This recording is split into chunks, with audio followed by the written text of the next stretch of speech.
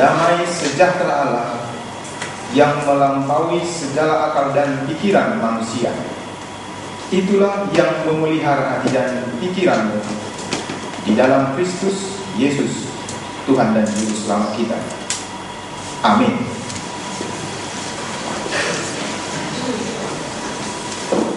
Jemaat yang dikasihi Tuhan, kita telah tiba pada Minggu Palmarum atau Mare-Mare. Pada minggu ini firman Tuhan bagi kita tertulis dalam Injil Matius pasal 26 ayat 6 sampai dengan ayat ke-13. Injil Matius pasal 26 ayatnya yang ke-6 sampai dengan ayat 13. Saya akan bacakan bagi kita. Beginilah firman Tuhan. Ketika Yesus berada di Betania, di rumah Simon si Kusta, datanglah seorang perempuan kepadanya, membawa sebuah buli-buli pualam berisi minyak wangi yang mahal. Minyak itu dicurahkannya ke atas kepala Yesus yang sedang duduk makan. Melihat itu, murid-murid gusar dan berkata, "Untuk apa pemborosan ini? Sebab minyak itu dapat dijual dengan mahal, dan uangnya dapat diberikan kepada orang-orang miskin." Tetapi Yesus mengetahui pikiran mereka, lalu berkata, "Mengapa kamu menyusahkan perempuan ini? Sebab ia telah melakukan sesuatu perbuatan yang baik padaku. Karena orang-orang miskin selalu ada padamu, tetapi aku tidak akan selalu bersama-sama kamu. Sebab dengan mencurahkan minyak itu ke tubuhku, ia membuat suatu persiapan untuk penguburanku. Aku berkata kepadamu, sesungguhnya di mana saja Injil ini diberitakan di seluruh dunia, apa yang dilakukannya ini akan disebut juga untuk mengingat dia." Demikian firman Tuhan.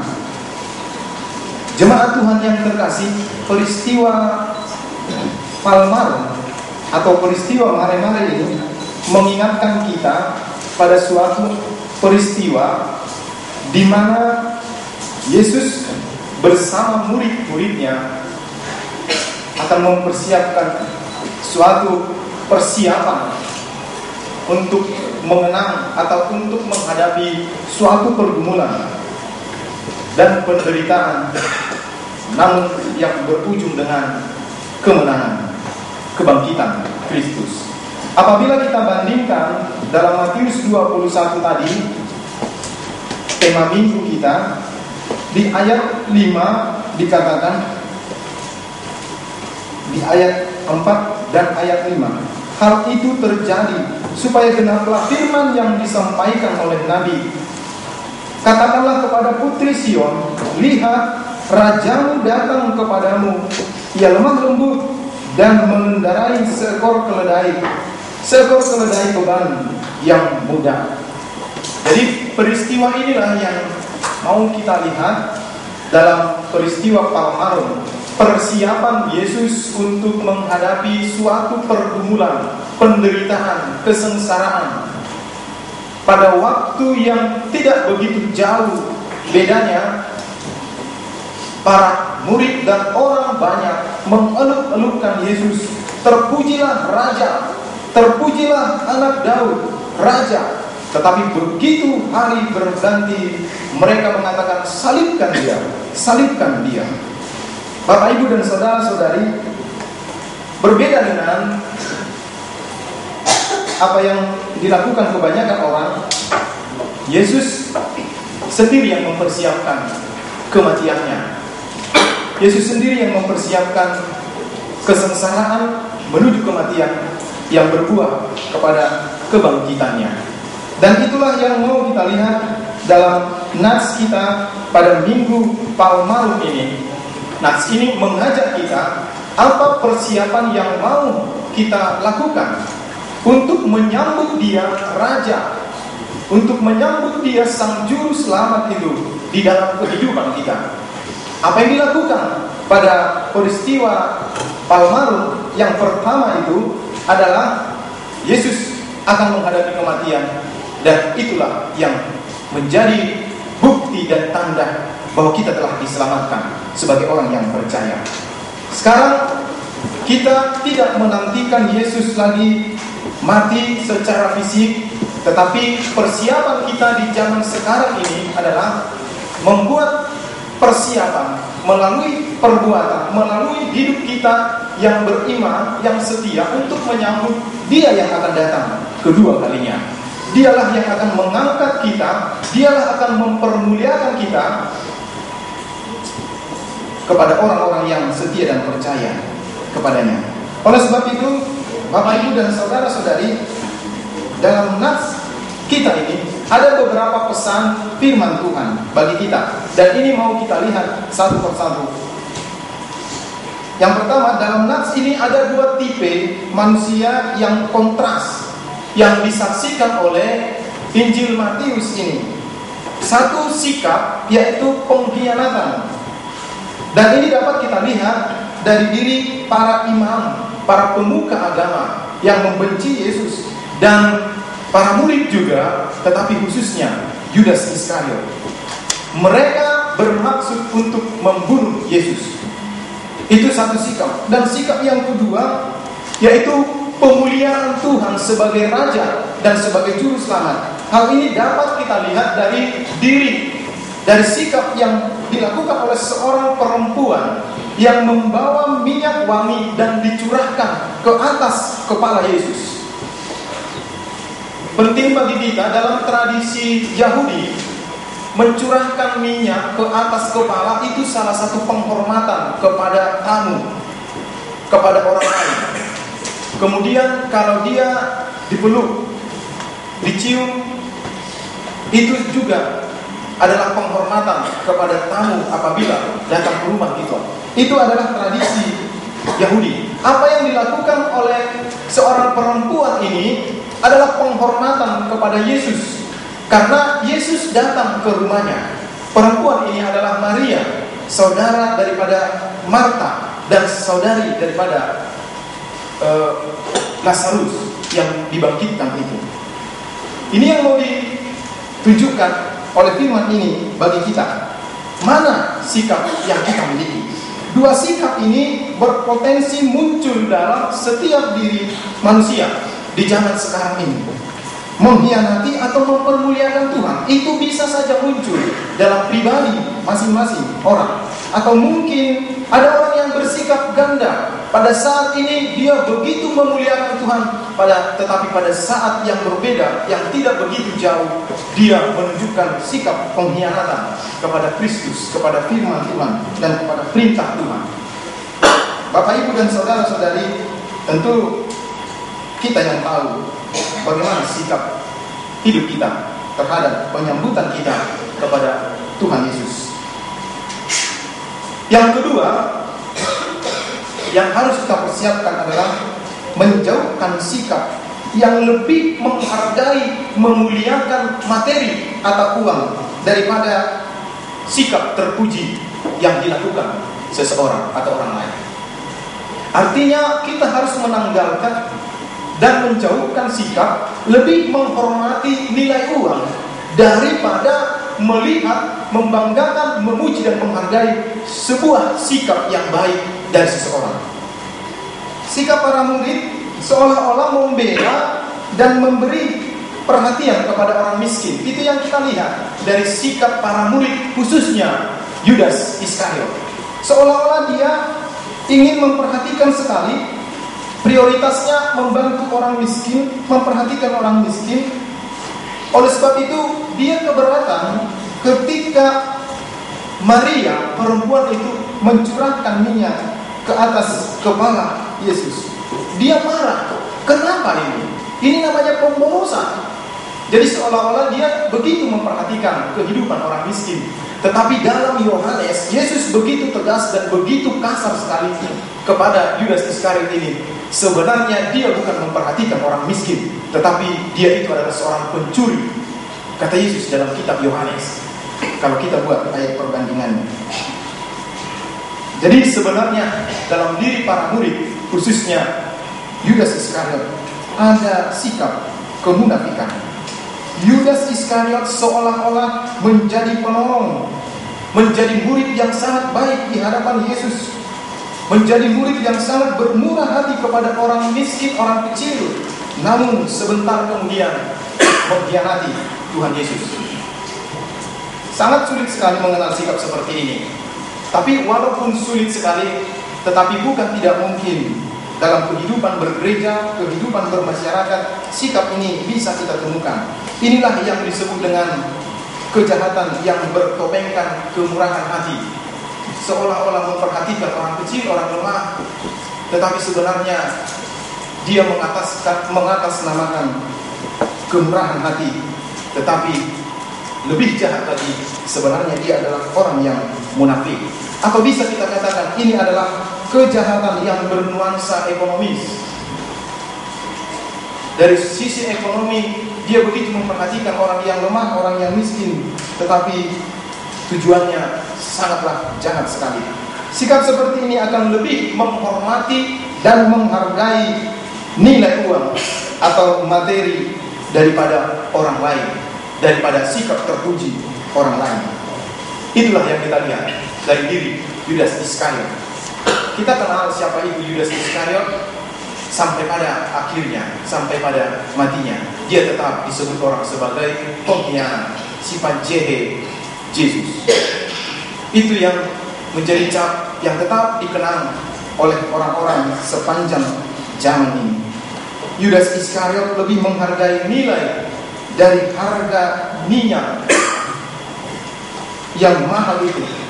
Yudas Iskariot menghargai nilai uang dari minyak yang mahal dan cukup berharga sekali daripada sikap terpuji dari seorang perempuan yang ia tunjukkan kepada Yesus sebagai penghormatan. Bapak, Ibu, dan saudara-saudari, pesan firman ini, mari kita menjauhkan dan menanggalkan sikap ini. Perbuatan baik, perbuatan terpuji di hadapan Tuhan itu lebih tinggi nilainya dari materi, dari uang, dari apapun. Perbuatan baik, perbuatan terpuji di hadapan Tuhan sekecil apapun itu lebih besar nilainya dari uang, dari materi, dari barang berharga apapun di dunia ini. Dan yang ketiga yang perlu kita persiapkan adalah jangan benci kepada orang yang berbuat baik. Jangan membenci orang yang berbuat baik. Para murid menaruh kebencian kepada perempuan itu. Tetapi kenapa mereka benci? Karena apa pesan yang disampaikan oleh sikap Maria itu mereka tidak tahu. Para murid hanya tahu itu pemborosan, nilainya cukup mahal. Kenapa ditumpahkan? Itu kan bisa dijual untuk orang miskin. Para murid, khususnya Yudas Iskariot, muncul rasa benci, muncul rasa iri di dalam hatinya, hanya menyayangkan minyak yang tumpah itu, tetapi tidak melihat sikap yang dilakukan oleh perempuan itu. Bahkan menuduh perempuan itu melakukan pemborosan, tidak hidup hemat, tidak melakukan penghematan. Dan ini sangat kontras sekali dengan kehidupan kita zaman sekarang. Banyak masyarakat membutuhkan pertolongan materi, ekonomi, uang. Dan itulah yang seolah-olah diperhatikan oleh para murid. Kenapa dibuang? Kenapa tidak hidup hemat? Kan banyak sekali orang yang sangat membutuhkan. Tetapi sekali lagi, mereka bukanlah ingin memperhatikan orang yang miskin, tetapi mereka iri, mereka cemburu, mereka benci dengan apa yang dilakukan oleh Maria itu. Karena apa? Para murid, Yudas Iskariot yang selama ini terus bersama-sama dengan Yesus, tetapi dia tidak pernah menunjukkan perbuatan baik. Seolah-olah dalam arti para murid itu kecolongan. Mereka tidak tahu bahwa Yesus sebenarnya sedang mempersiapkan diri. Yesus sebenarnya sedang mengambil saat teduh untuk mempersiapkan dirinya menghadapi kematian, mengalami kesengsaraan, menuju kayu salib. Tetapi para murid yang sudah bersama-sama selama ini tidak melihat kesempatan itu. Tetapi Maria, perempuan itu, melihat kesempatan itu. Dan ketika itu datang dari Maria, orang lain yang di sekitarnya pun menaruh iri dan benci. Bapak, Ibu, dan saudara-saudari, bisa saja orang benci melihat orang lain berbuat baik kepada sesamanya. Bukan tidak mungkin terjadi apabila seorang jemaat lebih memperhatikan gereja, lebih memperhatikan pembangunan gereja, lebih memperhatikan kemajuan gereja. Dia mempersembahkan lebih banyak pikiran, waktu, materi, tenaganya dengan tulus. Bukan tidak mungkin ada orang yang iri, benci, dan lain sebagainya. Tetapi bagi orang yang tulus melakukan sikap ini, tidak perlu takut dan khawatir. Tuhan akan mengatakan seperti yang dikatakan oleh Tuhan Yesus kepada perempuan ini, yang dilakukannya ini adalah perbuatan yang baik. Dia ingin mempersiapkan untuk penguburanku. Jadi Maria ini terlibat dengan persiapan apa yang dilakukan oleh Yesus. Bagaimana Bapak, Ibu, dan saudara-saudari, apakah kita mau melibatkan diri dengan persiapan untuk memuliakan Kristus? Sebab titiknya, akhirnya bukan pada kesengsaraan dan penderitaan, tetapi akhirnya adalah kemenangan, kebangkitan Kristus. Itu yang akan kita terima. Dan yang keempat, berikanlah yang terbaik untuk Tuhan. Di Minggu Palmarum ini, kita diajak untuk menyambut dan memuliakan kedatangan Kristus. Kita diundang oleh firman ini untuk memberikan penghormatan dan pemuliaan setinggi-tingginya kepada Kristus. Tentu kita tidak dapat lagi mengulangi perbuatan yang dilakukan oleh Maria, perempuan ini. Tidak akan pernah lagi terjadi peristiwa pencurahan minyak narwastu ke atas kepala Yesus di zaman sekarang ini. Tidak akan pernah itu terjadi lagi. Apakah itu berarti bahwa tidak ada lagi kesempatan bagi kita untuk memberikan penghormatan kepada Yesus dengan mencurahkan minyak wangi ke atas kepala Yesus? Tidak. Tetapi Yesus mengatakan, apabila engkau mau menghormati aku, perhatikanlah saudara-saudaraku yang hina itu, yang kecil itu.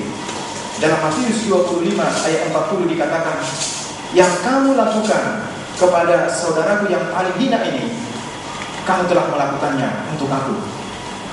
Jadi ternyata bukan harus seperti yang dilakukan oleh perempuan itu, mencurahkan ke atas kepala Yesus minyak wangi, baru kita bisa menghormati Tuhan Yesus dan menghargainya dan memuliakannya setinggi-tingginya.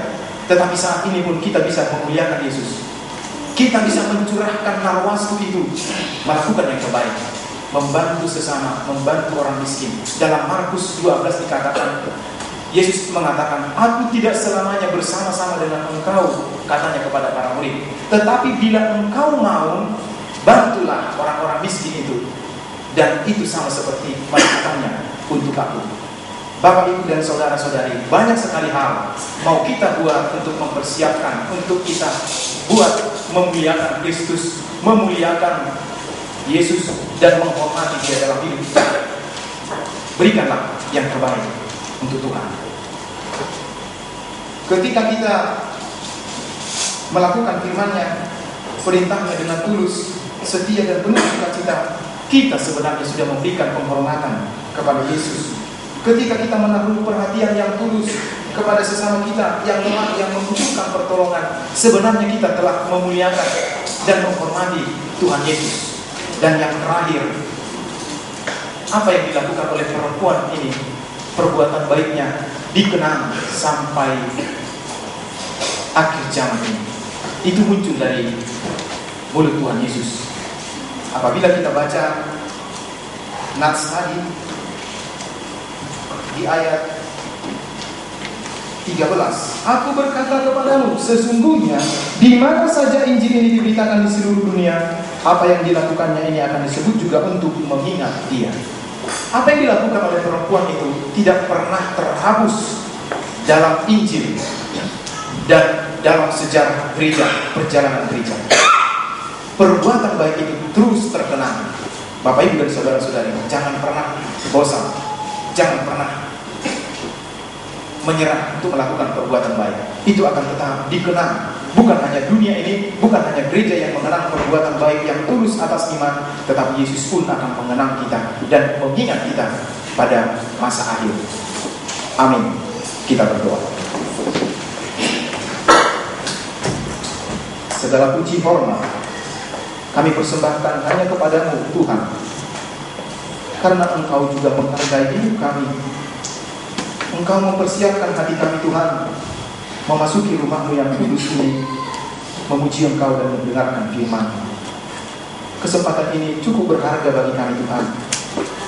Jangan biarkan kami menyia-nyiakan waktu bertemu dengan Tuhan pada minggu ini, tetapi bekalilah kami Tuhan, persiapkanlah hati kami untuk menyambut kedatangan-Mu kedua kalinya sebagai Tuhan dan Juru Selamat, agar hidup kami, khususnya pada minggu-minggu Palmarum ini, kami mempersiapkan hati kami melakukan sikap penghormatan dan pemuliaan kepada Kristus melalui ketulusan dan ketaatan serta kesetiaan kami melakukan firman-Mu dan membantu sesama kami yang miskin sesuai dengan perintah Tuhan kepada kami. Berkati keluarga kami Tuhan, berkati pekerjaan kami, berkati semua yang kami pikirkan dan rencana kami, agar semuanya itu untuk penghormatan dan pemuliaan Tuhan di dalam hidup kami. Dalam nama kami berdoa. Amin.